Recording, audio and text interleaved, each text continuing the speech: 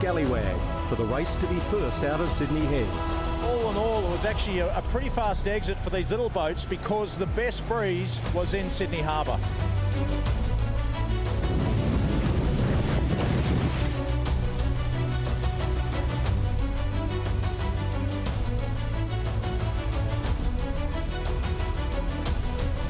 Extraordinary scenes here on the Derwent. They've done it. Law Connect over the finishing line. Here she comes. She is powering up the river. I think they're going to do it, Peter. They're over the line, alive.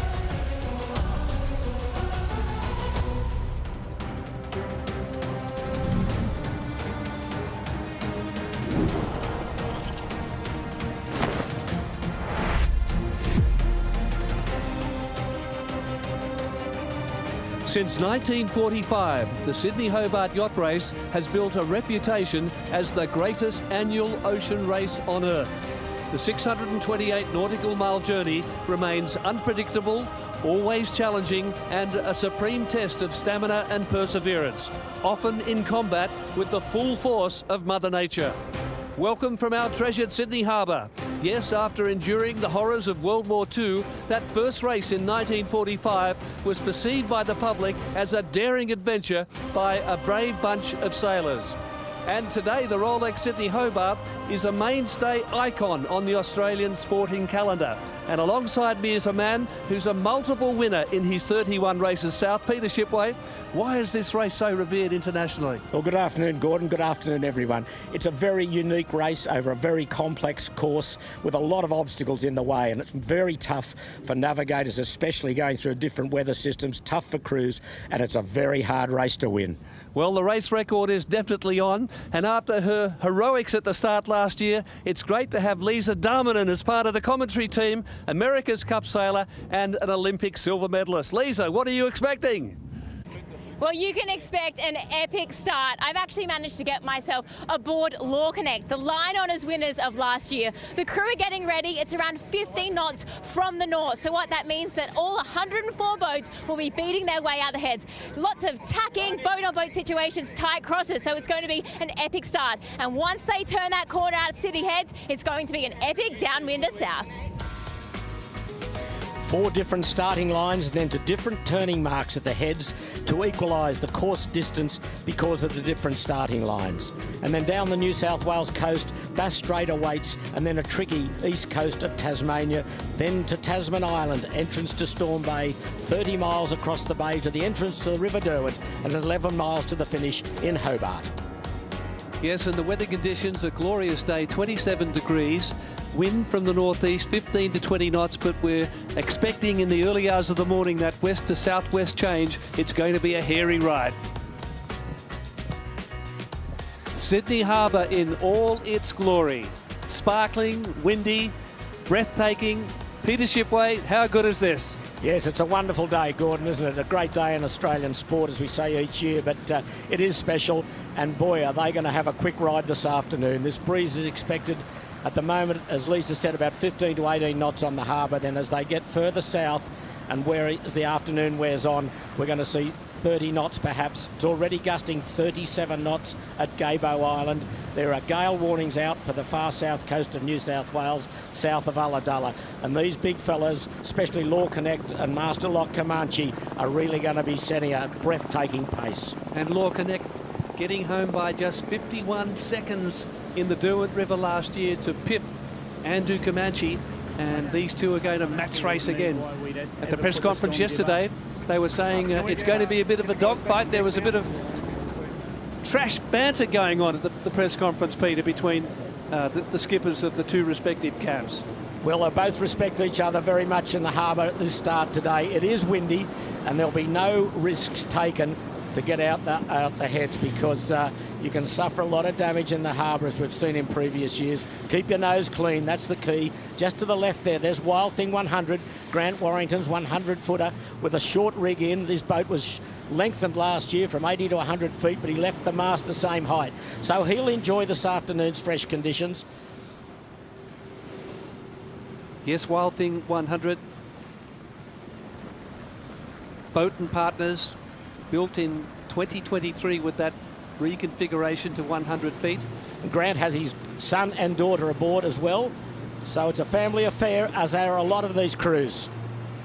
And Carl Crawford and his son, Ben Crawford, his first race at 18 years of age. You're watching the live action, the start of the 79th Rolex Sydney Hobart.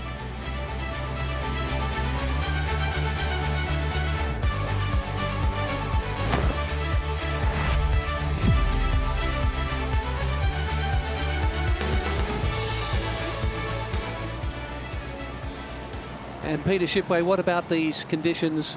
Suggested it's going to strengthen once they get outside. Yes, it will, Gordon. The breeze has been in early, and I think it's going to be a very fast and furious ride down the coast. And the boats will just have to make sure that they keep everything together, because there can be some really good spin-outs. You'll have to balance it between going fast and seamanship, and that's the case. You have to know when to back off a little bit to make sure the boat and the crew are safe. As we're looking at Bradley's Head on the western side of Sydney Harbour, and 4 starting lines, as we mentioned earlier. And we see this exclusion zone, which is dictated by yellow buoys. Maritime services, the police doing a fantastic job to make sure that the yachts have no interference from the spectators all the way up there to North Head and our commentary vantage point. And once they turn at that mark at the heads, they have 3 seaward marks, Peter, which means that equalises everything for all yachts competing. Yes, it's always difficult to find those seaward marks because of so many spectator craft in the background, but the navigators have pinged those marks on their electronic equipment, so they should pick them up relatively easy. But there's, looking over Watson's Bay there now, Camp Cove, famous names on the waterfront here in Sydney Harbour, and then of course out to sea, and then they'll turn right and put the pedal down, and it's game on. Furthest at the top there is Law Connect, and probably 300 metres further south is Comanche, heading back towards the start line, but we're still over 20 minutes away from the start of the great race. Yes, the course starting to get clear now. The boats getting back to their respective starting lines, and they've asked to stay in that vicinity about 20 minutes before the start. We see Sound Pigs Reef there, just to top left of screen, that notorious reef that is well marked in these days. But it's only a small area, Peter, isn't it? But it's a dangerous area. Boats have run aground there in the race. They have indeed, and it's clearly marked. You can see it in the foreground there now with the cardinal marks there. And if you ran into that, you wouldn't have much hope getting to Hobart, let me tell you that. But there's a great shot of Law Connect. Tony Mutter will be at the helm for owner Christian Beck, and right-hand man is Chris Nicholson and navigator Chris Lewis. Christian Beck there at the stern. He likes to keep well out of the way. Leave it to the pros, he says.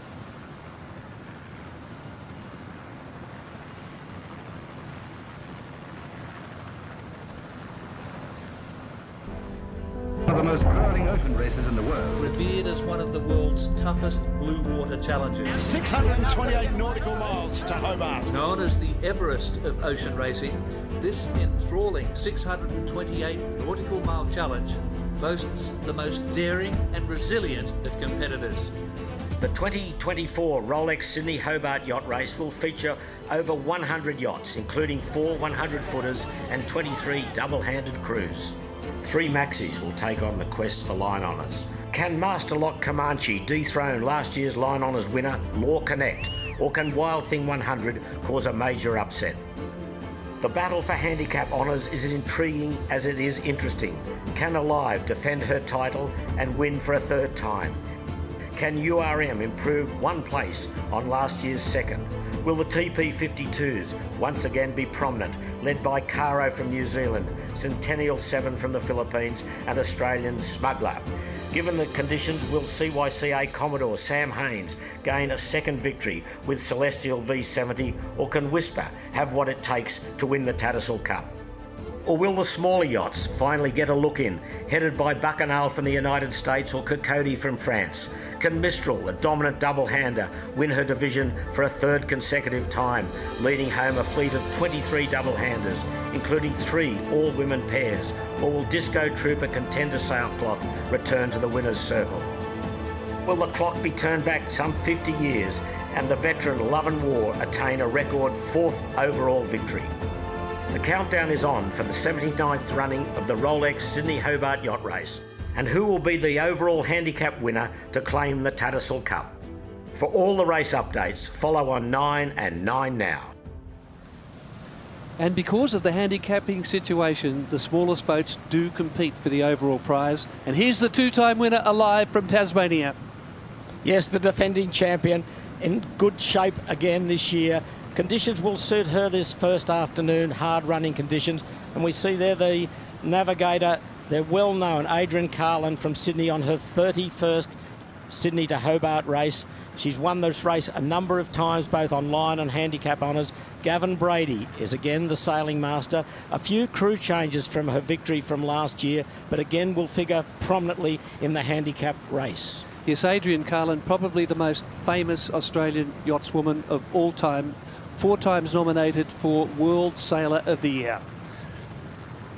And the CYCA Commodore Sam Haynes on Celestial V70. This is the Willow, the Volvo Round the World racer for Jim Coney. Yes, she was launched as Ericsson 3 for the Volvo Round the World race in 2008.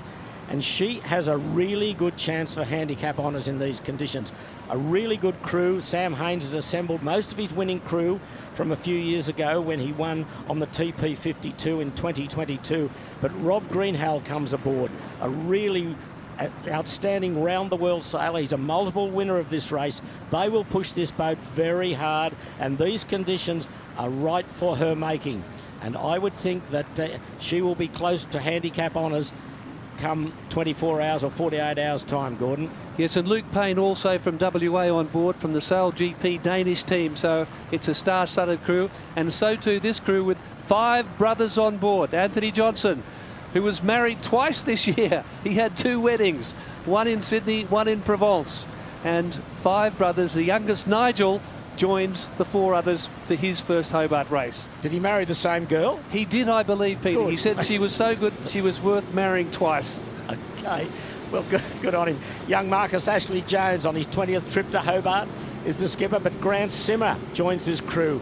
Jason Waterhouse, Anthony Merrington, really good sailors, and Alice Parker is the navigator. And young Peter Harris is on board. His father, John Harris, was on Love and War when they won 50 years ago in 1974. So can Pete Harris, 50 years, win this race again as his father did? There's Whisper. David Griffith, the director of the Cruising Yacht Club Australia. Another strong chance, strong crew. Billy Merrington, the sailing master for David Griffith. Tom Fountain, the boat captain as well. Sam Hunt from the Hunt Leather Luxury Goods, one of the top local sailors here. Dougie McGain, who's the mainstay when the going gets tough. David says he's the man, the watch captain. And another female navigator, Claire Costanzo, navigating Whisper for David Griffith. But there's the scene looking down the harbour. The boats now will be just lining up on their respective starting lines. Remember, there's 4 separate starting lines, as we said. 19 boats on the first line. They're the big fellows. Then 37 on the second line, 25 on the third line, and 23 on the fourth line. 104 boats in total as we look at the crew on Law Connect. And one of the great things, Peter, about this year's race is there are 135 female sailors. So how dramatically that has increased from the early days. 135, that's around 14% of the total number of sailors in this year's race. And we have some famous round-the-world female sailors, as you mentioned, Adrian Carlin, Wendy Tuck on Gizmo, Stacey Jackson, Jessica Watson, the young round-the-world sailor, unassisted, single-handed, Caroline Brower, and Sharon Ferris-Choate, the great New Zealand around-the-world sailor. And those last 4 will be on the beautiful Oroton Drumfire. The breeze still very strong, and it's going to get stronger as we look at Master Lock Comanche. She's won this race a couple of times on line honours. She won in 2015, in 17, 19 and 22, so more than a couple. 4 line honours wins there. Won the 2015 Fastnet race. Here's No Limit for David Gates, former president of Sailing Australia. A very good crew with guys that have won this Hobart race many times. Ian Barney Walker, one of Melbourne's finest. Julian Freeman's aboard. Steve Kemp's the navigator. Yes, you're watching the start of the 79th Rolex Sydney Hobart.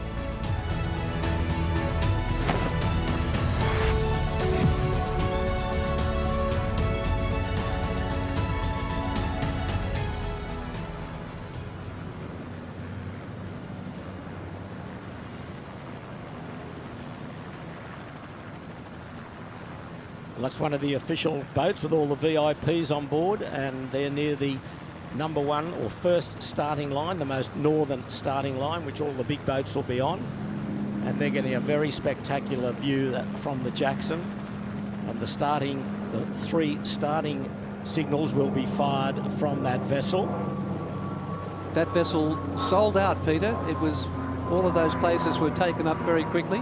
I believe Mrs. Shipway is on board, and we'll see the replica cannons fired from the stern of the Jackson, but it has exclusive access to the race course, unlike all of the other spectator boats. So special treat right on the exclusion zone.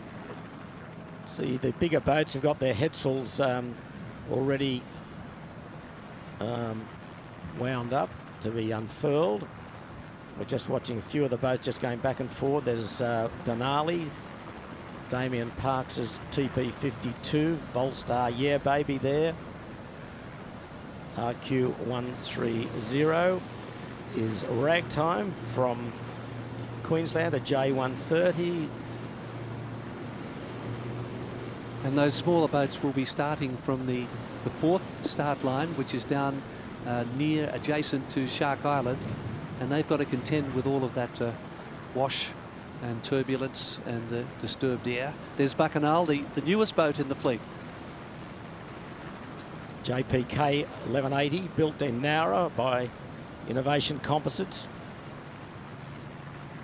It's the great overhead view looking to the east, and then in the distance is where the yachts will be in about 30 to 40 minutes time. There's going to be a reasonably quick exit down the harbour. They'll be tacking down at the harbour. These, especially the bigger boats, they'll make very good time to the turning marks, and then once they get to sea, they're on their way at a record pace for the moment. So we're just under 2 minutes before the warning signal, the 10-minute warning gun for the start of this year's race. Law Connect and Masterlock Comanche keeping close tabs on each other, and Wild Thing also, the 3rd of the 100-footers. There we have all 3 of the Super Maxis from right. Masterlock Comanche in the middle here. Bottom is Wild Thing 100 and Law Connect.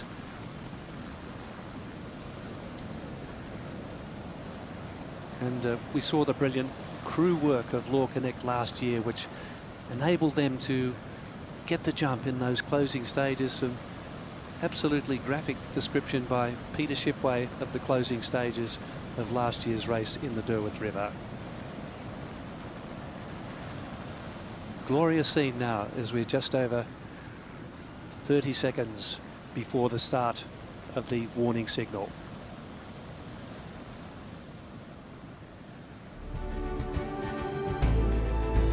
Just over 30 seconds before the warning gun, the 10-minute signal, Peter Shipway in the 79th Rolex Sydney Hobart. Yes, as you look at Bacchanal, one of the newest boats in the fleet, a JPK 1180, representing the United States of America. Shane Guinario from the Doyle Sail Loft in Sydney aboard. Tom Barker, the navigator. A good chance if the little boats can get home on corrected time. But we're waiting now for the 10-minute gun to be fired by John Woody Winning, a great contributor to sailing in Australia. There's John in the white hat, looking nervous. Away he goes, right on time, as you'd expect. So we're in starters' hands now. A world champion 18-foot sailor, and he provided the JBW the radio relay vessel for so many years, but no radio relay vessels this year. And John Winning was your best man, Peter, for your wedding. So you go back a long way. He was indeed. So that's a nice touch and a great recognition for John to be able to fire that gun. But that's the scene looking back towards Rose Bay, and then we're moving now a little bit to the north, and we'll see the famous Nielsen Park beach. Okay, Lisa, come in. What a scene. It's incredible down here, Gordon. I think you guys have been talking about all the boats going back and forth, setting up for the race. It gets a little bit hectic because everyone's running their own program, so you're not quite sure where everyone's going, but the wind, it's been increasing slowly throughout the afternoon. It's getting up to 18 knots, like Peter was saying, but it is really gusty. So there's some really big pockets of breeze out here, which makes it quite exciting. I think if we look at this race course, they'll favour the western shore. There's a little bit of a wind shadow under South Head, but not too much. So there is options, but I think they'll go the western side. They'll head up into the heads. And yeah, it's an incredible day to be out on Sydney Harbour. There's so many people enjoying it out here. And I think the sailors, I'm sure there's a lot of adrenaline, a lot of nervous excitement. But once that start line goes, once they get off that cannon fires again for the start, they can just go do their job. And it's going to be an incredible race this year. Lisa Darmanin, America's Cup sailor, the inaugural Women's America's Cup this year, and also Olympic silver medalist, a dual Olympian, and how good to have her excitement, her adrenaline. You can hear and see the excitement from Lisa, and we look forward to her coverage during this start. And we're now just over 8 minutes away from the start, and there we see Bacchanal again, and internationals competing. There are 6 international yachts. Okay, and here's Caro from New Zealand. Absolute race favourite, TP52, a Fastnet race winner. She's been third in this race, but we're looking back now towards the second and third starting lines. There's Shark Island. There's Celestial 7. Centennial 7. She formerly was Celestial. They won this race, and it's an all-Filipino crew for the first time ever. Yes, Ernesto Carchez, and they're Filipinos. They're all racing their first Sydney Hobart, and Ernesto is head of group chairman of the biggest motor car insurance company in the Philippines. He has several Centennial boats, and he has a TP52 back in the Philippines, but he was thrilled to get hold of Sam Haines, 2022 winner. Porca Rosso there, she's a previous winner. She won as Victoire, and she's now racing out of Tasmania. Murray Spence, the navigator, and a strong crew. Canting keel boat that will really enjoy these fast conditions this afternoon. She'll be pushed very hard. And here's Caro. We're back on Caro again. Yeah, built to win the classic offshore races, the Fastnet, the Middle Sea race, the Hobart race, the Caribbean 600. They've already won the Fastnet race. They were a little disappointed last year, got on the wrong side of the weather pattern, the weather system, but they're out to make amends in 2024. They'll be figuring highly in the handicap honours. Wade Morgan, Jules Salter, Justin Ferris, Ryan Godfrey, Adrian Stead. Really world-class sailors aboard this boat. Will Parker from Australia. He's previously won the race on Love and War in 2006.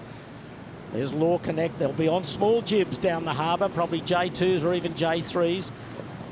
Because of these freshening breezes now, about 20 knots. Christian Beck standing at the stern there. He said he likes to keep out of the way. He leaves it all to the professional sailors. In fact, he says that the boat goes best when I'm asleep. And he is enjoying a little more sleep in the racing leading up, because he's just had his 6th child born in November. And before last year's race, number 5 arrived just a couple of months out. So the Sydney Hobart, he says, gives him a bit of respite from the family and the screaming kids. Well, he mightn't get much respite this afternoon and tonight, Gordon. It'll be wild and woolly, fresh to frightening this afternoon, and then there's change sometime after midnight will hit the fleet.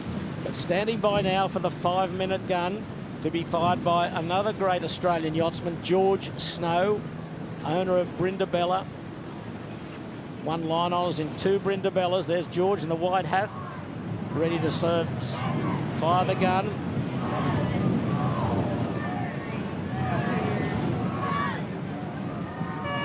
Oh, he was 2 seconds late. Come on, George. Got to do better than that. And these are replica cannons, Peter, from the Endeavour, Captain Cook's Endeavour. Indeed. Which sailed into Sydney Harbour in 1770. Okay, you can see the fleet starting to line up now with 4:40 to go. They'll all be on their respective starting lines. The big fellas on the first or most northern starting line. You can see the nor'easterly breeze sweeping down the harbour. Not much tide to worry about. There was a low tide about half an hour ago, so it'll be a slow flood of the tide, but nothing really to worry the fleet. There's Volstar, yeah, baby, won the recent Gold Coast race. She will be fast in these reaching conditions this afternoon. A big wide-bodied boat for the Reichman twins from Sydney. In the background, Avalanche. James Murchison's double-hander. She's one of the few double-handers on the second line. Most of the double-handers are on the third line. Experienced two crew, James Murchison, his 16th, and co-skipper James Francis, his 15th. And there's Hutzpah from Victoria. This crew together have compiled 293 Hobart races. Yep. Bruce Taylor, his 43rd. Kingsley Peace, the navigator, his 42nd. And a lot of the sailors arrived from Victoria last night. I saw them on the dock, Peter, and they're real seamen. And once they start this race, they'll take their total to over 300 Sydney Hobarts between them. Okay. And here's the oldest boat in the fleet, the oldest boat ever to race. Maritime Cat Wincher, Michael Spies and Peter Vakakis, built in 1904 in the Watney Brewery in United Kingdom.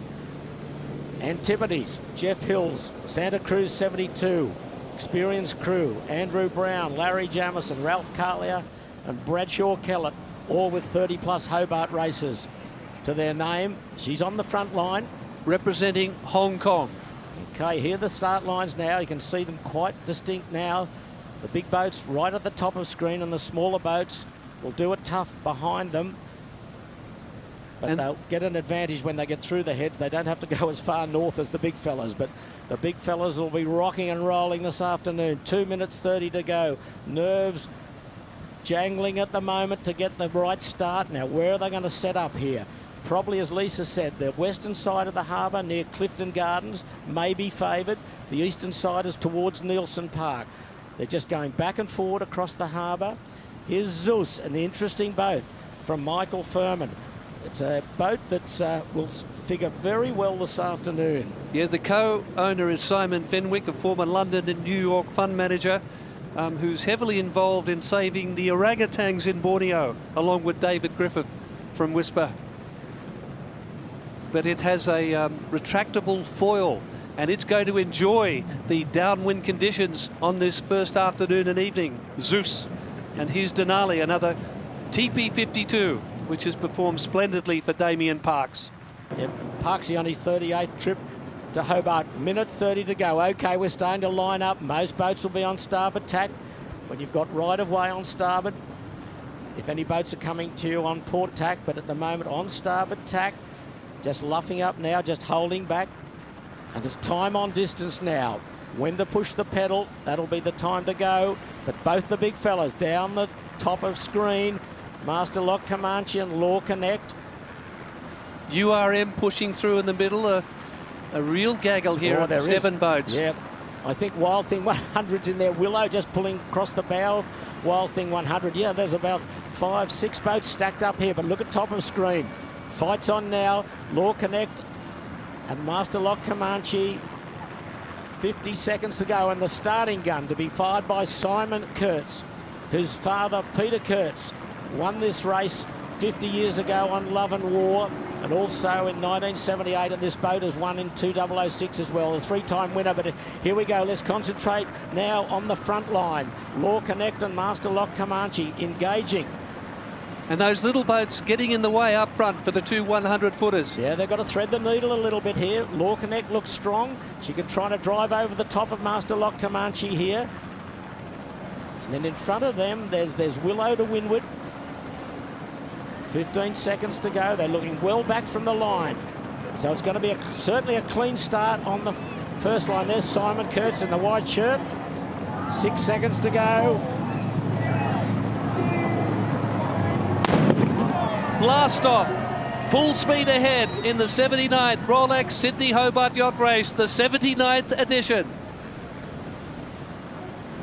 Beautiful conditions, 18 to 20 knot, north-northeasterly breeze, and it's Law Connect that's got the jump on Master Lock Comanche. You can see the top of the screen. Master Lock Comanche will have to tack out of there shortly. They're getting into the zone of no-go with all the spectator craft. They're coming out of the exclusion zone. There's Willow tack first. She's going to have trouble here with Wild Thing 100. Willow, watch out. Wild Thing's trying to put the bow up. Wild Thing has all the rights. No, Willow's across. Nice start from Sam Haynes on Willow. That little Zeus appears to have had an outstanding start as well at the pin end. Bright blue boat, but they'll tack in tandem here, I think. Here's Trouble and Strife, one of the smaller boats. She got a good start on one of the second or third line. Here's the action on Law Connect. Okay, here's game on here. Law Connect has Master Lock Comanche on her hip. She can dictate terms here, Law Connect. I think that might be Caro between them, Gordon. Yes, it looks like Caro. Yeah, Wild Thing matching 100. it with the 100 footers. URM, you can see her clearly on her sail, and then top of screen was Zeus. Well, that was a stunning beginning by Zeus. Yeah, and Caro. Caro got a terrific well. start. She'll get a bit blanketed now by these bigger boats as they gain pace. Getting out near the Western Channel pile on the harbour. You can see Master Lock Comanche just dropping into the gas of Law Connect. There's the Western Channel pile. George's Head, for those that know the harbour. Wild Thing 100 just tacking on port. Both of the boats bailing out now, getting across into the middle of the harbour. Here's a close cross between Zeus and Alive. So Zeus had to get out of there because Alive had right of way. And here's Willow. They've got tiny, small jibs on. And Celestial with the Willow insignia. Celestial V70, yep. Sam Haynes, and they've had a fantastic start, haven't they? And remember, there are 9 members of the winning Celestial crew on board, so they're vying for the lead here with Law Connect. And you've got to say that Master Lock Comanche was locked away by those smaller boats. Caro and also Zeus failed to give her the clear thread of the needle at the start. Okay, most boats, I said earlier, are on small jibs because of the fresh conditions.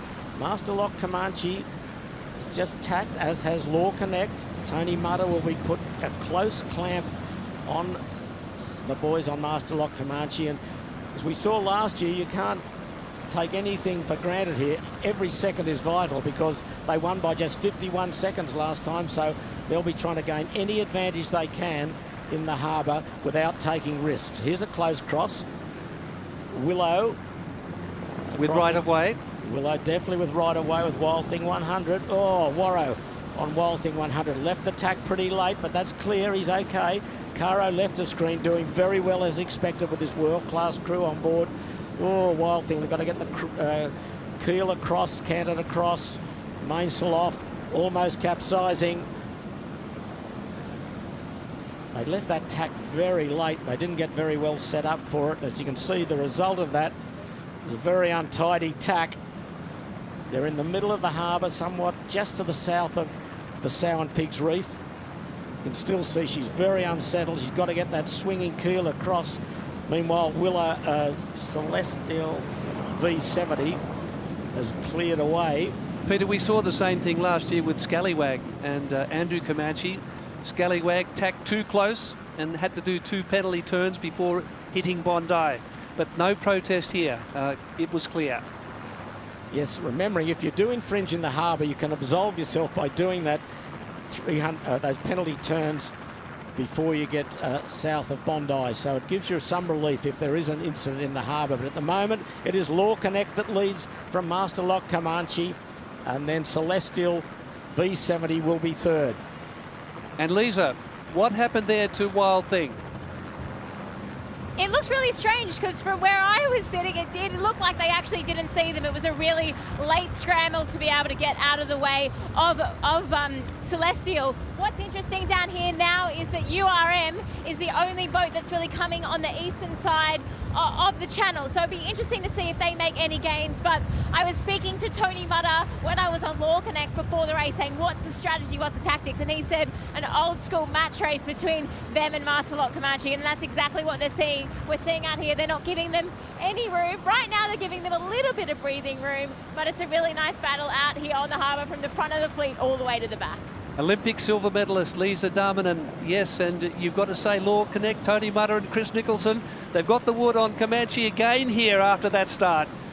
I'm sure on URM have gone down the eastern shore, getting the tactics from Grant Simmer, the winning America's Cup navigator way back in '83. But it is Law Connect that's holding all the aces at the moment, and last year she led them out the harbour as well. And the year before. And it looks as though she's going to do the same thing again. As Christian Beck says, that always gives him a great thrill, but it'll be a bigger thrill if he can get line honours in Hobart.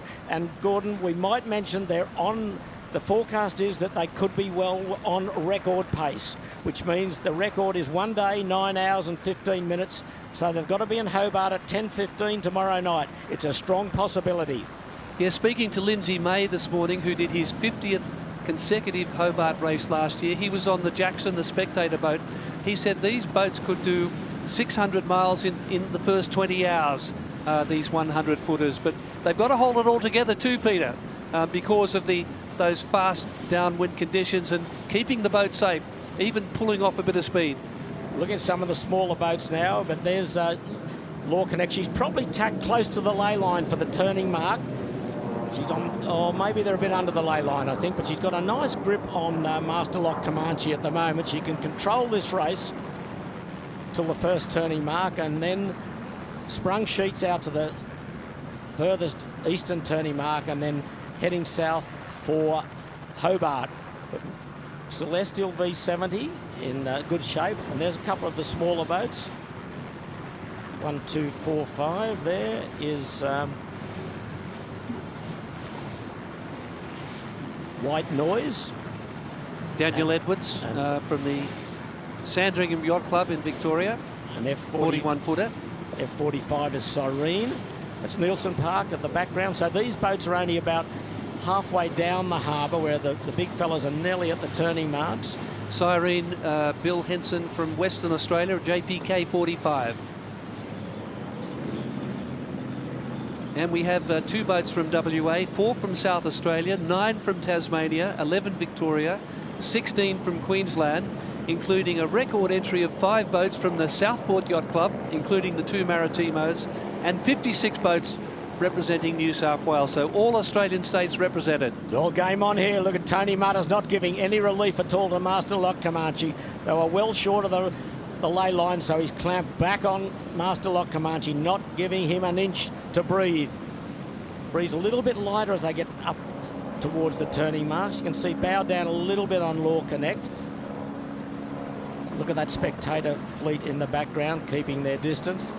Coming across on port tack as Alive, and in the background the light blue hull of Zeus. Stu Bannatyne aboard Zeus. 8 times round the world he's been in the race, the Volvo Whitbread race. He's won 4 of them, and he was aboard Alive last year. This time he's on Zeus. Yes, well, that DSS foil system, a retractable foil, it's revolutionary. They were practicing before the race last year and were dismasted, so they weren't able to compete, but the boat has competed in the Transpac when it was launched back in 2021, and they'll be hoping to keep the boat together, and if they do, they could be a real dark horse for handicap honours. But it's a 2-boat war at the moment, and Master Lock Comanche desperately tried to get back in contact here with Law Connect, who was covering in America's Cup match racing style. Okay, she's tacked on the port tack ley line now. Master Lock Comanche will go with her. Small jibs, you can see they've already got their furling sails ready to unfurl on the forestay. These asymmetric reaching sails for this run south, and they are going to be off 25 knots plus most of the afternoon. As I said, gale warnings further south down the New South Wales coast. And tonight, sometime after midnight, a west to southwesterly change will pass over the fleet, more southerly for the back markers. The big fellas could get more westerly, and that could give them the record chance. But down Tasmania, as always, will be tricky. But here's Law Connect. Bow down a little bit now. She's slightly sprung. And in the background, Master Lock Comanche trying to win this line honours for the 5th time. Peter, this is how they finished last year at the end of 628 nautical miles. Will we see the same again? What a dogfight it's going to be between these two 100-footers. Okay, well, there's the first turning mark. She's got the first job done. Bragging rights for Law Connect. Okay, Tony Mutter, there's jibs are eased. She'll reach out now to the furthest sea mark, furthest northerly sea mark. She's opened up a nice lead here on Master Lock Comanche, I must say. The Master Lock Comanche pinching high to get round this mark. She's on a very tight ley line. URM. And that's Celeste and still. Celeste 70. V70 will be vying for the third. Yeah. Looks like Celeste. She'll get third out. URM V70. fourth. Tight lay on Master Lock Comanche. Just pinching up to get round this mark. Okay, she's around, all clean. Sheets are eased now. No, they'll really pick up speed here. They'll be doing 18 to 20 knots between these two marks. Jibs eased, mainsail's off. Richie Allenson on the mainsail for Master Lock Comanche. Skippered by Matt Allen and James Mayo. Ian Murray's aboard. Celestial V70 to be the third boat round that turning mark. Just a bit of a lee under North Head a little bit, Gordon. The breeze is a little bit protected here by the high cliffs of North Head. So they'll just have little bits of puff that'll arrive. But once they get out to the next turning mark, it'll be a much more steadier breeze. And look at the spectator craft. They've all got the foot down. Just shows how fast these two big fellas are going. Well, it's been another spectacular start to the Rolex Sydney Hobart, and Law Connect again getting the break at the start, and great work there by Tony Mutter, the skipper, and also Chris Nicholson, the celebrated Australian sailor who was competing here at the 2000 Olympics in this vicinity, representing Australia in the 49er class. Yeah, twice Australian Yachtsman of the Year, and they got to that turning mark in just under 10 minutes. So it was good pace down the harbour, even though they were attacking these maxis that are incredible boats that go at a credible speed. Pegging order, Law Connect, Comanche, Celeste V70, URM. You're watching the start of the Rolex Sydney Hobart Yacht Race.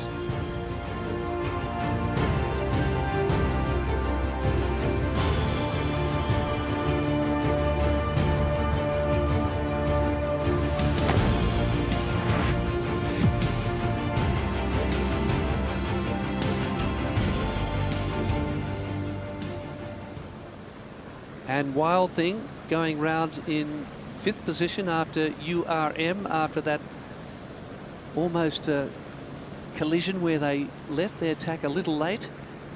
Grant Warrington on Wild Thing, the 100-footer, the third of the 100-footers, and followed out, I think it may have been Alive, Peter, coming out in 6th position. Yes, it was Alive. There's Alive now as we watch her. It's probably Gavin Brady steering, is it? There's Adrian Carlin with her laptop. I think earlier I said 30 Hobart. This is 32nd. 32nd yes. trip. Okay, here's it. Okay, well, URM is doing a penalty turn. So they're absolving themselves for an incident earlier in the harbour. Smart thing to do. Well, we saw that just before the start, Peter. They were there may have been some contact with another boat, and a protest flag may have been flown. You cannot take any risk, that's for sure. You don't want to go to Hobart with a protest hanging over your head. So they've just done one turn, and they're just rolling into their second turn. So 2 360-degree turns. So their conscience is clear now. Jibo, they weren't expecting to do that 10 minutes ago, but anyway, smart sailing by some smart operators.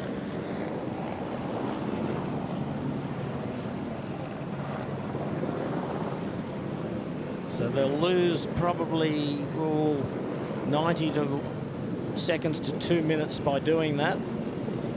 But it's better than losing a penalty of an hour or so when they finish. So here come the smaller boats still slugging their way up the harbour.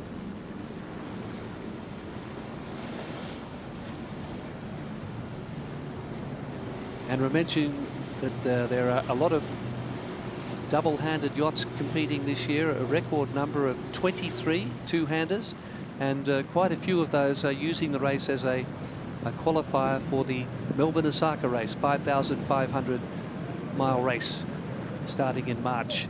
And this boat here is really vying for the Audi Centre Sydney Blue Water Point Score Series. David Griffith on Whisper. Whisper with the red penalty, protest flag flying. Well, whether that was the incident with URM, we don't know. But anyway, they're got a flag flying.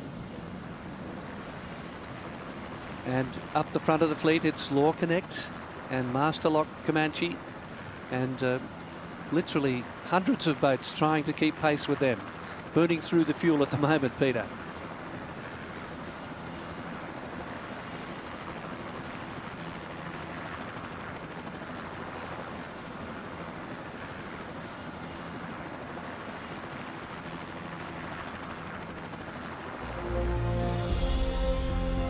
And at the head of the fleet, it's Law Connect being challenged now by Masterlock Comanche, who's really going to stretch her legs in these very fresh conditions, Peter Shipway. Well, Masterlock Comanche's jumped right up to Law Connect. Law Connect done a very messy unfurl, and it's still not right yet. You can see at the top, the sail hasn't unfurled properly. So this is going to cause some drama on Law Connect and cost them dearly, while Masterlock Comanche's got a terrific unfurl, but they can't sheet that sail on because they can't get it unfurled at the top. They may have to refurl and try again, but this is a real blow to Law Connect. Well, it's deja vu, Peter. The same thing happened last year after rounding the first turning mark for Law Connect. Well, meanwhile, Masterlock Comanche is jumping through to leeward, and she is powering away into the lead. And Masterlock Comanche is in front now, but Law Connect is furling again to try and unfurl, if that makes sense, because it's not coming out, it's still not out. The sail, you see the sail just flapping there, that big A sail, and that is very disappointing for that crew, this high quality crew, and they cannot sheet it in until it gets unfurled. So have a look at the top of the mast. It'll probably be still furled. Yeah, it's still not unfurled. You can see right at the top of the mast, probably the first 8 or so metres are furled up. So I think the only thing they can do is try and refurl it and then unfurl it. But this is a huge advantage to Masterlock Comanche.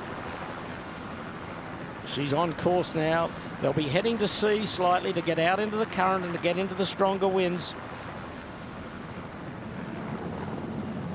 And URM Group is doing a double turn here, so this may go back to an incident just before the start when we saw that cluster of boats, Peter Shipway, coming together. There may have been a touch with another boat, and they're not taking any risks here. No, smart sailing, absolutely smart sailing to absolve yourself early on in the race.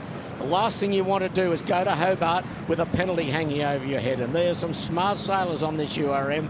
They've realised that they may have infringed, so they're absolving themselves by doing the turn. Now here's Maritimo 100, the most beautiful yacht in the race. It's a racer cruiser 100-footer, designed by the Ed Dubois Sailing Office, Design Office, out of the United Kingdom, owned by Bill Barry Cotter.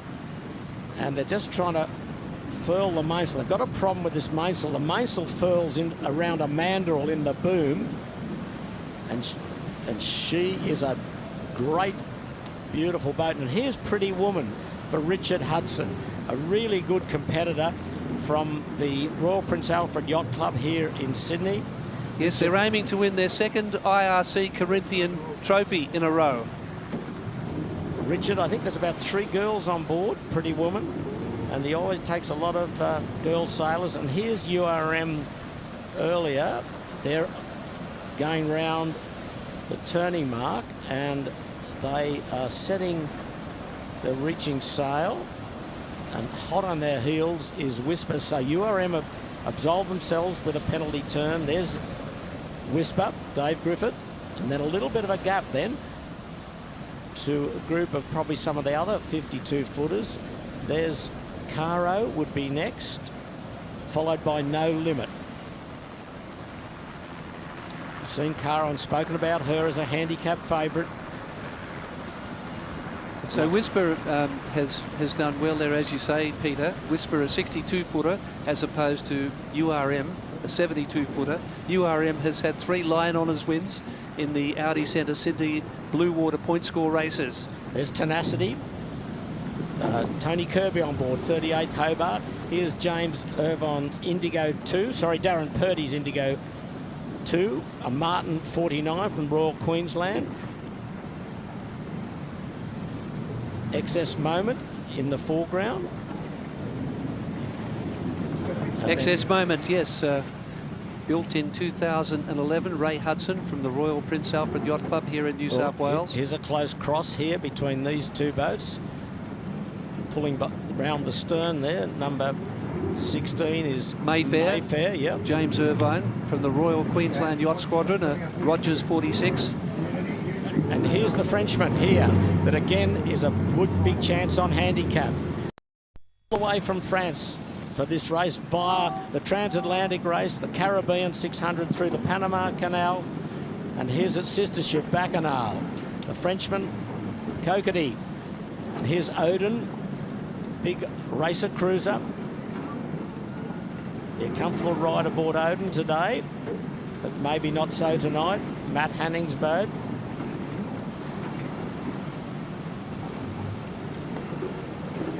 One, 2, 4, 5 there.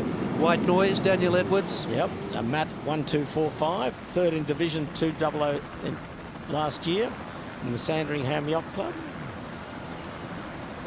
Here come the smaller fellows, and That's Zeus. That's Zeus, as we mentioned before, Gordon. And there's that retractable yellow foil on the side, so that will come into play once they are power reaching, which will enable the boat to lift. Yeah, and, they put that out to leeward. It creates lift and stability, and it was designed specifically for these conditions they'll get this afternoon. David Gilmore aboard, son of Peter Gilmore, famous America's Cup yachtsman. And from Doyle Sails, as you mentioned, Peter, Stu Bannatyne, King of the Southern Ocean, in his 16th Rolex Sydney Hobart. And there is Hutzpah, the famous Hutzpah, one of the certainly the most experienced crew in the whole event. Yep, second in 2014. And boy, that would be a popular win if Bruce Taylor could to win this race. He's had several podium finishes over the years. 2.5, 2.7 there was Xanthus.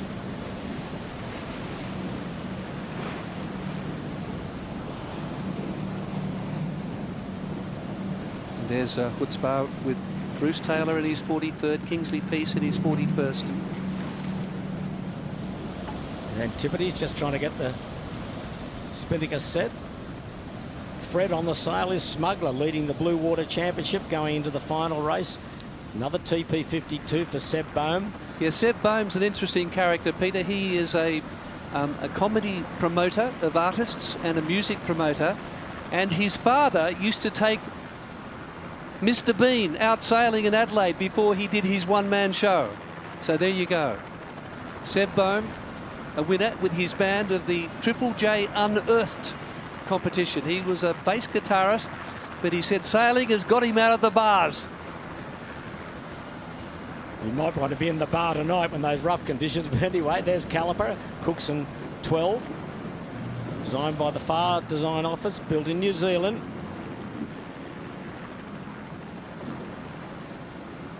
And there is Ragtime, Steve Watson. Sail number 130. Now come some of the much smaller boats now working their way around the inner turning mark. There's Arwen, designed as Fruit salad. This is Arwen here. It was originally an Amoca 60. And there's Love and War, just gone round the turning mark. 294, Love and War. Enjoying the fresh upwind conditions in the harbour. A bit tricky for her this afternoon in these hard running conditions. Steve McCullum at the wheel. He's the Commodore of the Royal Yacht Club of Tasmania. So the two clubs that are involved in this race, the CYCA and the Royal Yacht Club, both Commodores are racing. And Peter, I remember greeting you in Hobart in 1974 when you were on board and this boat won its first of 3 Rolex Sydney Hobart. You were only a young pup. You're just out of nappies, I think. I was. But Lorcanek still having trouble here with his trying to unfurl his reaching sail, and this would really hand a big advantage to Master Lock Comanche. This is huge disappointment for Christian Beck and his crew. Shades of that furling line problem last year, just after the start for Lorcanek. It's Comanche, Master Lock Comanche, leading the way. You're watching the start of the 79th Rolex Sydney Hobart.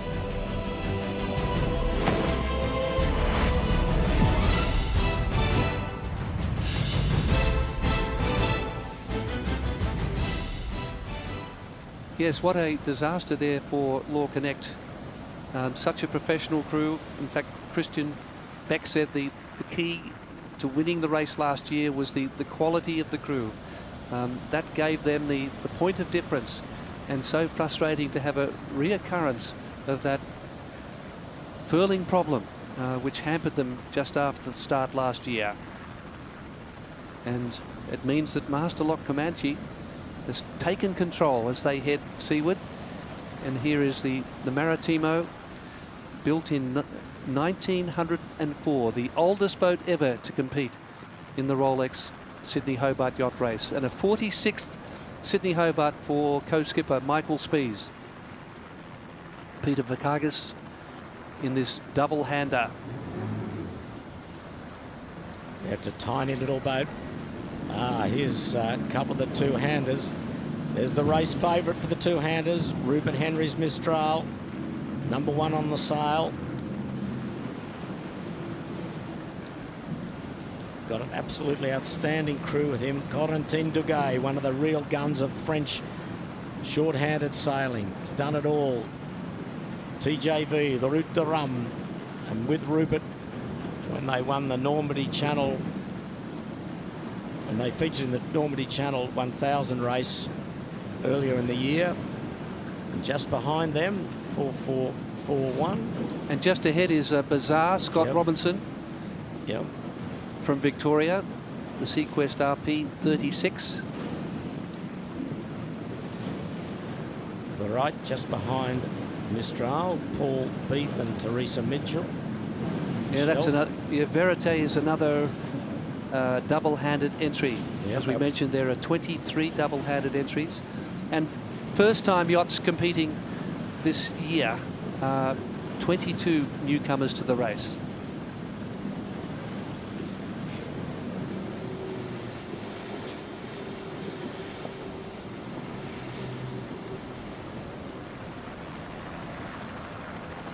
So Lorcanek, the problems continue. Oh, this is a massive problem, isn't it, really? They really don't know what to do here. They're probably, you know, it's so hard. They can't really pull it down because they can't furl it up once it's down. They've really got to keep it up, try somehow to furl and then unfurl. Messy, messy, messy.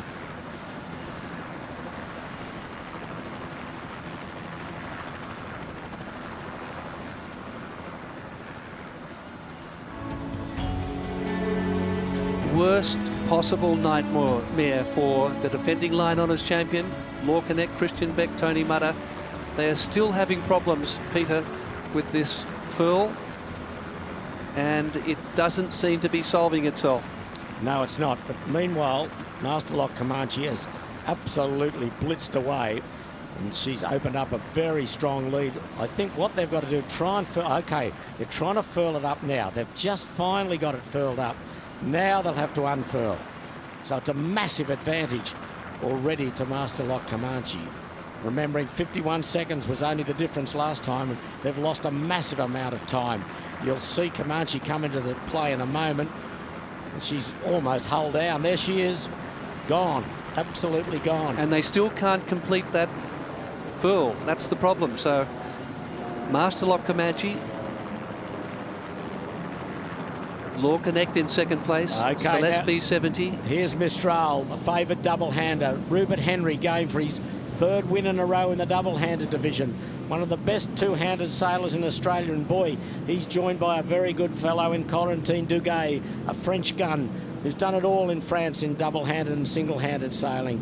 Rupert Henry destined to win this for the third time. Can he win overall honours? 6th last year in a magnificent performance. Conditions may be against him. All he can do is win his division, win the double-handed, and see if the rest can take care of itself.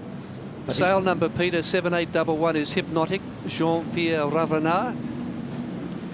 Yep. And 6499 is Supernova, Felicity Nelson and Alexeia in the Sydney 36. This is Yolst, yeah, baby, to windward of Mistral. The Rickman brothers won the Gold Coast race this year, and there's a real gaggle and flotilla of boats now coming round the mark, all one after each other. This is Verite again, the double-hander for Paul Beath and Teresa Michel. Yeah, there's Love and War just going out of sight. Dasher and Fisher, how bizarre for Scott Robinson. There, it's Sequester Reichel Pugh 36. Built in Dubai in 2008. Ah, here's a boat. Kismet, smallest boat in the race for Sean Langman and Peter Itchbowl.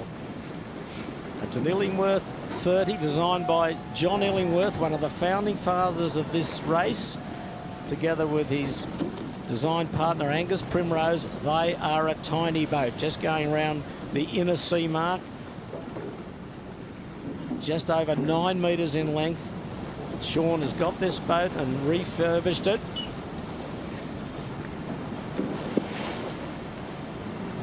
And there's the Making Waves Foundation, and these include several sailors with disabilities.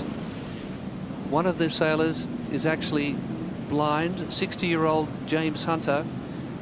He lost his sight 5 years ago, but he is a trimmer, and at night he feels the wind and senses with his smell, and he's one of the key people. James Hunter, 60 years of age now, having lost his sight many years ago.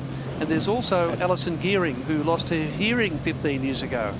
And the skipper of Making Waves is John Whitfield. John was the navigator and crew aboard the winner in 1998 in that terrible race. He was aboard with Ed Saltus in his boat, and a great guy, John Whitfield. He owns the 1954 Hobart winner Solveig. And what it really is the spirit of the race. Al Grundy, in his 13 Sydney Hobart, he contracted polio when he was only 3 years of age, but it hasn't set him back. Well, this is the view Kismet's looking at. There's not many boats behind him as he gets out to the furthest sea mark.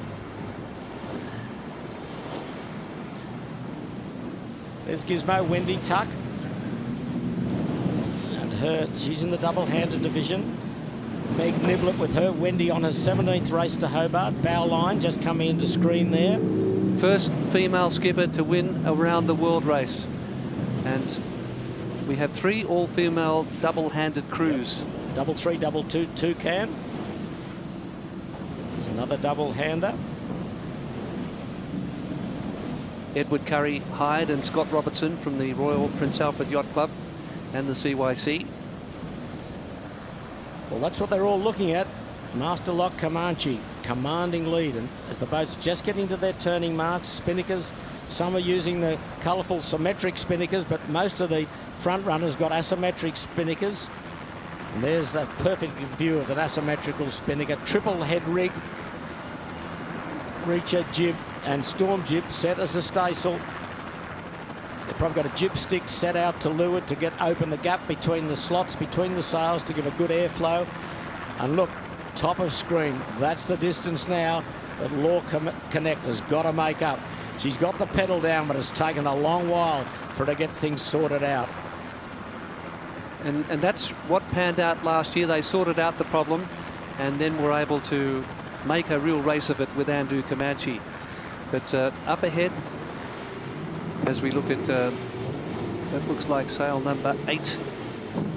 Just trying to read that, 847, is it? No, I think. No, it's a Cyan Moon, B47, Wayne Seaward.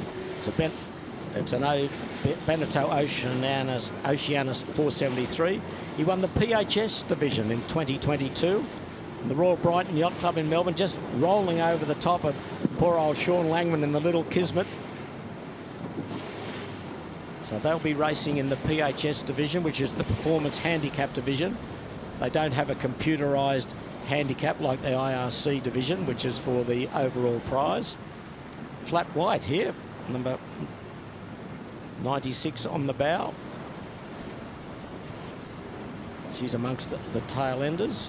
And that turning mark for the boats who started on the 4th line is very close to the South Head rocks. But the decision has to be made. And I always remember Lou Abrahams, Peter, who did 43 Hobarts in a row. He said the 2 key areas you have to decide are, 1, find the currents and decide whether the wind is best inshore or offshore. Well, I think they'll be working their way offshore because there's a bit more current and they'll probably stay on this northerly stream a little bit longer. There's Grant Warrington at the helm of Wild Things 100. Here's Maritimo, Cat Winchup. Just rigging the spinnaker pole. It's a tiny little boat. It's going to be a long trip to Hobart for these boys. But Speezy's been there, 46. This is his 46th trip. This is not the smallest boat he's been down on, Peter. He went down on Telly-Rent in the early 90s. It was only 28 feet. And one of his crew members, the wet weather gear, on the back had DMR, which was Department of Main Roads. He couldn't afford wet weather gear, so he borrowed some. But one of the legends of the race, Michael Spees. Just for Love, a Far 51 for Scott Lovell from Port Dalrymple Yacht Club, as you can see on the stern there, and the Tamar Yacht Club in northern Tasmania. As we look at URM, they've got their troubles behind them. They've done their penalty turn and reaching hard now. You can see the white caps building, and that's going to build as they get further south. They have the former international front rower, the Wallaby Bill Young, on board, and he's a famous boat, a 2-time winner, Wild Oats, the original boat for the late Robert Oatley. Bruce Farr design, built for the 1985 Admiral's Cup trials. Yes, Roger Hickman took it to 2 victories, the late Roger Hickman. Just getting the spinnaker up from down below to set that when they get round the turning mark. Celeste, oh, one of the smaller boats here for sure. Yes, it's Saskia Grand Infeld. It's the Water Swan 38. One of those original Swan 38s, very comfortable boat. And they realise they're not going to be amongst the place getters, they said, but they're out for adventure and to have a comfortable ride. Well, it'll certainly be comfortable, but as it is now on Celestial V70, Sam Haynes, Rob Greenhall and the crew, Alex Nolan, the navigator. They've got a nice clear path, clear air behind them, and they will be pushing hard. These are conditions that she was made for and built for. Yes, built for the Volvo Round the World race. But this is the Rolex Sydney Hobart Yacht Race. You're watching the start here.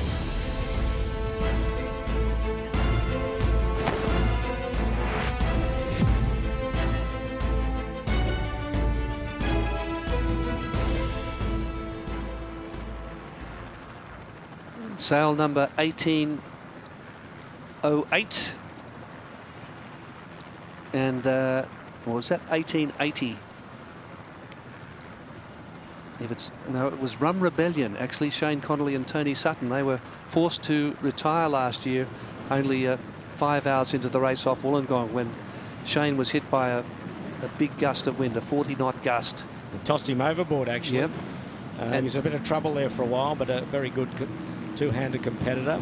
Now we're watching some of the tail enders come through the heads.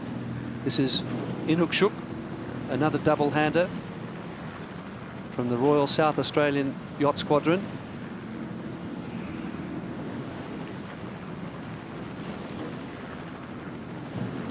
Nice big cabin to hide under when the going gets tough. Robert Large and Stuart Watson.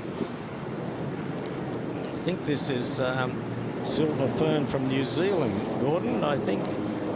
Yes, Silver Fern, New Zealand. It's part of the ocean sailing expeditions. I thought they'd be an all-black jumpers. They're all in all-green jumpers. That's a bit unpatriotic for the... Well, a lot of those sailors have paid to be part of this experience.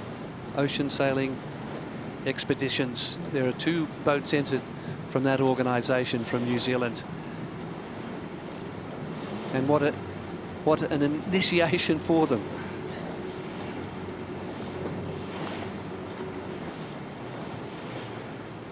Flat white. Sydney to Hobart on the stern. Yeah, well, that's where you're going. That's where you got to aim for. Journeyman flat white. Jen Lakova and Jeffrey Tomlins. Radford 12.2 from the Middle Harbour Yacht Club here in Sydney. Spinnakers billowing out now from the tail enders, just all around their respective turning marks. Meanwhile, at the front of the fleet, Master Lock Command should be well past Botany Bay now, certainly on record pace. But I think we're looking this afternoon, certainly they will gain valuable time against the record. It's what happens later tonight or in the early hours of the morning on how they'll get through the transition zone into this westerly stream. And there's going to be a bit of a lee under Tasmania too that they've got to negotiate that will, as always, make things a bit tricky. But if anyone can do it, it's either of these 2 big maxis, you would think. Well, the record fleet was 371 yachts. That was for the 50th race. But we've had 104 starters in 2024.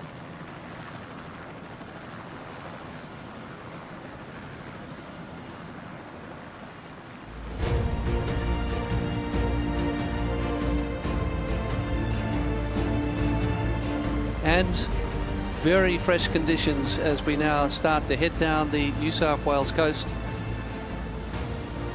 There's the defending champion alive, and you can see that orange staysail they've set. That is their storm jib, and because they're not allowed to carry a multitude of sails, they've got to adapt these sails to various applications. So they adapt their storm jib as a staysail, and most boats do that. And she's driving hard, a double head rig. She's going to compete in the Melbourne-Osaka race in March for Duncan Hine. A 2-handed race over 5,500 miles. So there's 2 people will be driving the boat. I think there's around about 12 or 13 on board this year. Okay, and this is Roaring 40. Yeah, double-hander for Kevin Lepoitovan and Daryl Gray from the Port Stephens Yacht Club, just north of Sydney, a lovely part of the world. It's a Luta Open 40, Luca Bott Open 40. These guys are from the Air Force. They've done a lot of solo, or Kevin's done a lot of solo sailing, 13,000 miles solo. They're in the 2-handed division. You can see their mainsail ready to be reefed there. There's salt lines. Now Another that's big comfortable boat. Very comfortable, Peter. I was looking at it down at the dock the other day. Matthew Harvey, the owner from the Cruising Yacht Club of Australia. Rick Stern, the navigator in his 5th race. Murray Stewart skippering the boat. All got their life jackets on already, expecting some heavy weather, no doubt. She retired from last year's race with sail damage. Okay, here's Whisper at full wick. Whitecaps now plenty in this north to northeasterly breeze, probably over 20 knots. Whisper would be driving away at that speed, probably 18 to 20 knots. Whisper, a fit originally from the Channel Island, built by Sir Peter Ogden back in 2009, bought by David Griffith in 2019. He bought it from Rupert Henry. It was called Chinese Whisper for Rupert. So Rupert's gone from a big fella to a small fellow, but they look pretty comfortable at the moment. And Whisper actually won the Melbourne Osaka, knocked a week off the record as a two-hander back in 2018. Extraordinary performance. Here's Blue Moon, double-hander for Ken and Tristan Goulet, father and son. Adam 16.4 metre from the Tamar Yacht Club. They're on a world trip, and this is part of the world trip. It looks pretty comfortable at the moment. Just rolling along. Their big headsail furled up on the headstay. Little small jib. Yeah, everything operates from the cockpit there, Peter, except for the black sails where they have to go for it. Okay, Caro at pace 2. Keep your eye on this boat. Crew on the pumps, winding the spinnaker sheet. And they're out to make amends for last year, where they disappointed somewhat. I think disappointed themselves. They were down in 23rd place, but after finishing 3rd in 2022. Royal New Zealand Yacht Squadron and also the Royal Ocean Racing Club of the UK. Caro doing very well, had a great start. But Lisa, what about your start? How did you enjoy that?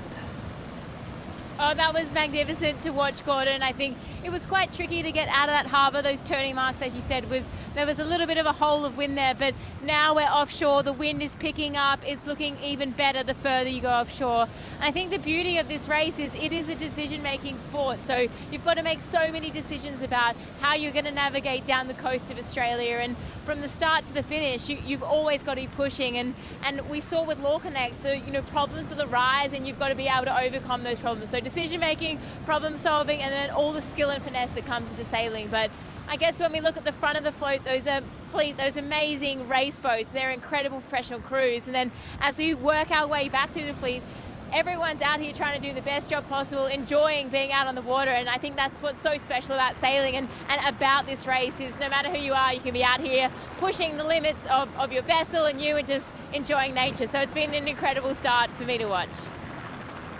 Well, that's the spectacular scene as the fleet heads south, but I'd like to make a couple of special mentions, Gordon. Firstly to Mike Fletcher, a great name in Australian sailing, Olympic coach, an outstanding yachtsman, hasn't been in the best of health, and to you, Fletch, we wish you all the very best and a speedy recovery, and a lovely scene there, and I hope you're enjoying the telecast. Yes, the Olympic sailing coach in 1976.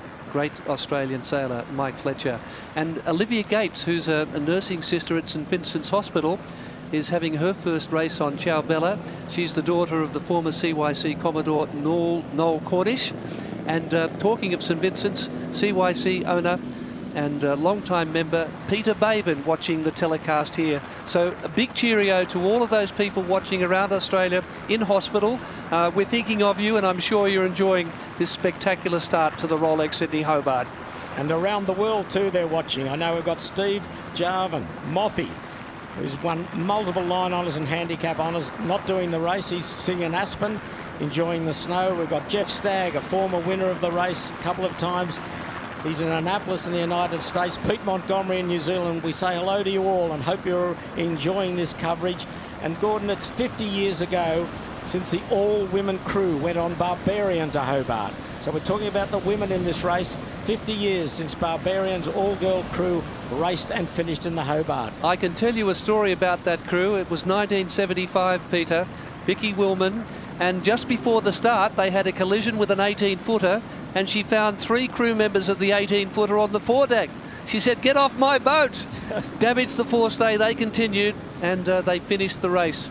The first all-female crew. And as we mentioned, there are 135 female sailors, and all of these famous round-the-world sailors, Adrian Carlin, Wendy Tuck, Stacey Jackson, Jessica Watson, who was a 16-year-old, circumnavigated the world unassisted, non-stop in 7 months, and arrived here in Sydney Harbour at the Opera House steps. Carolyn Brower, the double Olympian and 2-time World Sailor of the Year. Sharon Ferris-Choate, the great New Zealand sailor.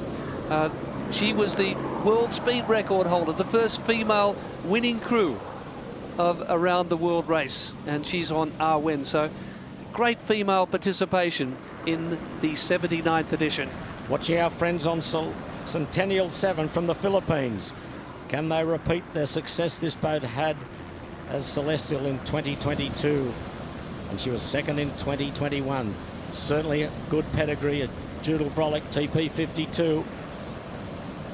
Yeah, well, the crew from the Navy and also the national sailing team, as we look at Law Connect after those early dramas, Peter, things seem to have settled down into some rhythm.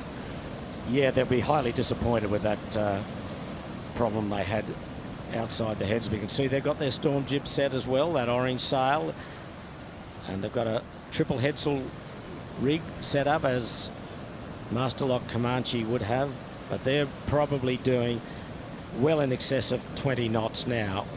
Can't really see the speedos there, but it looks very comfortable at the moment as the tail end Charlies come out of the harbour, as all the spinnakers set. That's Celeste, the double-hander, with Sassia Grand-It-Voot and Maud Demazur, the French sailor from the Southport Yacht Club. And as we mentioned, there are 5 boats entered from the Southport Yacht Club, so a big Queensland contingent. Well, the trick will be with this course, Gordon, and the weather and the current, how far to the east you go, because the further east you go, you probably pick up a little bit of current, but then if you get hit by this southwesterly change, which is coming a bit later, you could be stuck out and trying to get back in. So it's a real balancing act that the tacticians and navigators have got to work at. They'll probably work east of the rum line, but as I said, it's gusting well over 35 knots at Gaybo Island. They'll be well to sea off Gaybo, though. The fleet will probably be 60 to 90 miles or more off Gaybo, but there are gale warnings from Ulladulla south on the New South Wales south coast for this afternoon and this evening. So this breeze is going to get fresher rather than lighter. Steve McConaughey on Smuggler, the boat we just saw, in his 25th Sydney Hobart. And Peter, what about these increasing conditions and the west to southwest change that's going to hit the fleet? What about for the race record itself? What has to happen there for those 100 footers if they are to get to Hobart inside the 1 day 9 hours? As we watch Antipodes heading south, what's got to happen? They've got to get through the transition zones quickly when the breeze goes from the north to the northeast, northwest, and then to the west or southwest. They've got to try and pick the best angle of attack to get through. They can't stop. Tasmania, as always, plays tricks. There might be a big lee in shadow of Tasmania, so you've got to get through that, probably stay a little bit offshore.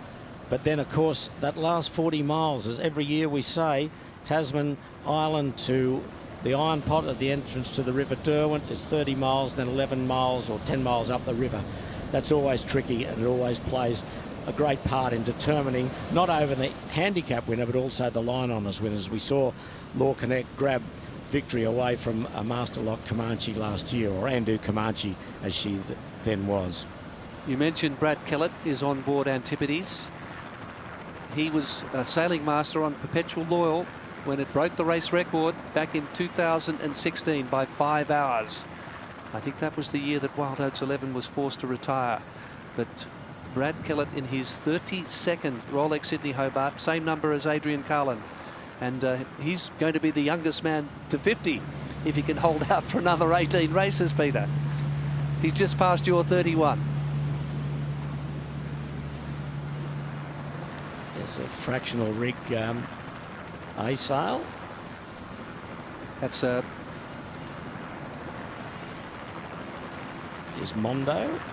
No, sorry, it's not Mondo. I do apologise. It is Denali. Denali, Damien Parks. Damien Parks. TP52. He was on Vengeance when they won Linos in 1981. Ocean Crusaders.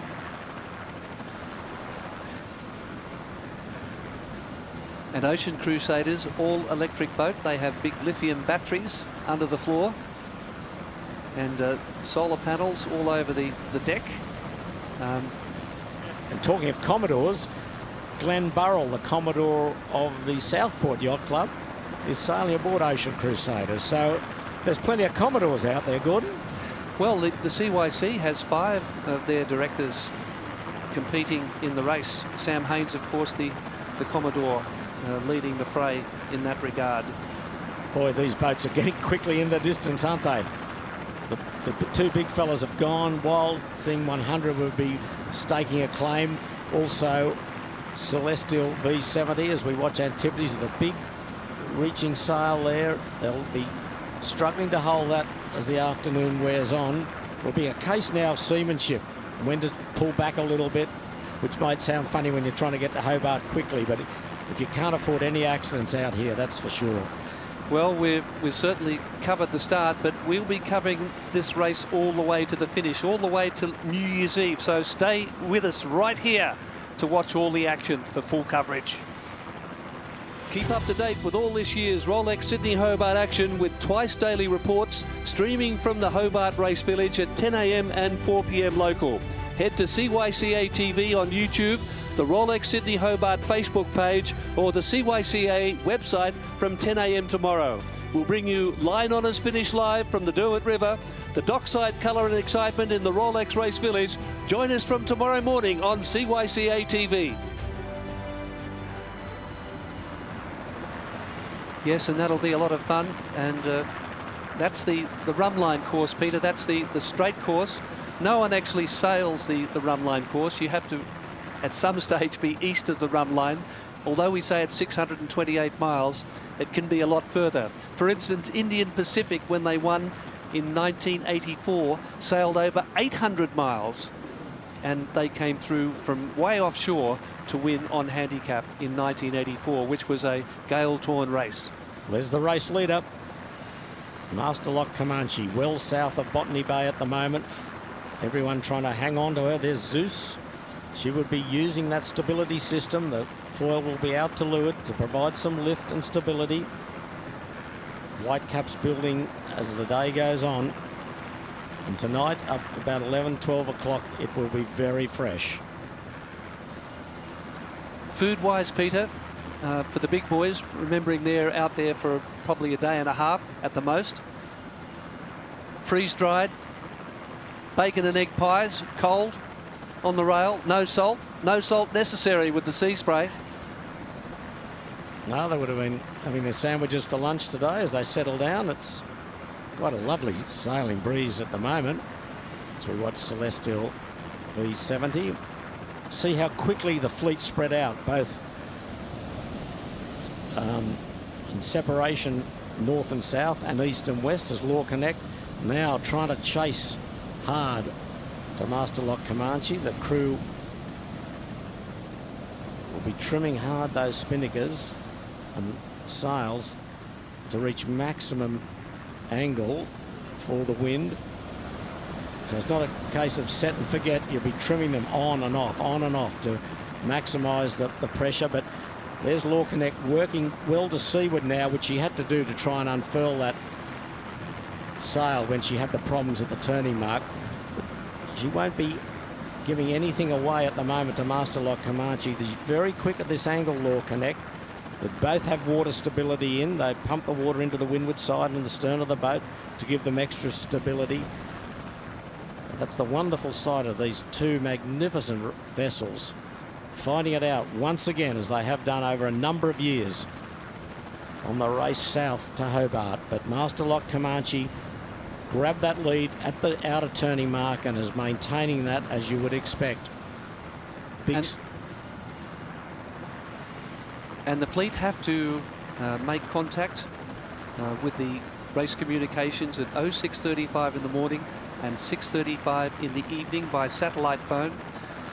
We've come a long way since 1947, when they used 3 carrier pigeons on Moombi with a code on the cigarette paper attached to one of the legs of the pigeons. Only one of the 3 pigeons made it, by the way. But we hope you've enjoyed the coverage of the 79th Rolex Sydney Hobart Yacht Race.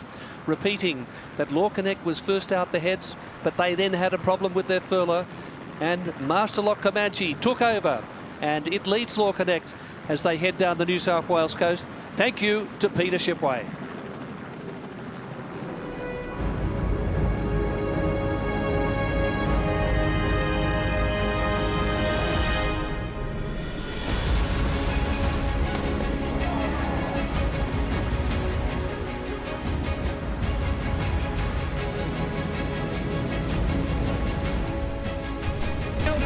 Got to kill him.